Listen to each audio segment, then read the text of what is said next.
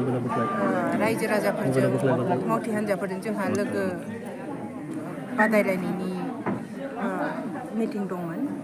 बेजों लोब्बा लाखिनानै जोंनि दोलोआव जयनिं खालामफैनाय बहुत सोद्रोमाफोरखौ जों वेलकाम खालामदों।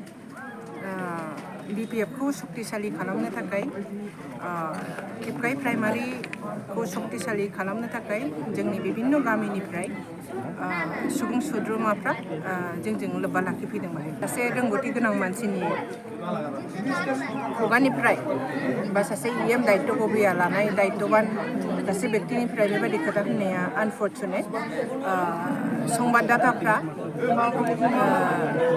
कुनु दोलोनि नङा, संबाददाताया रायजोनि।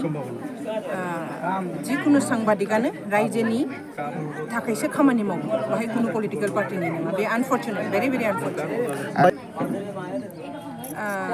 कुनु पलिटिकल पार्टिनिनो जानानै बुंनो नाङा। कुनु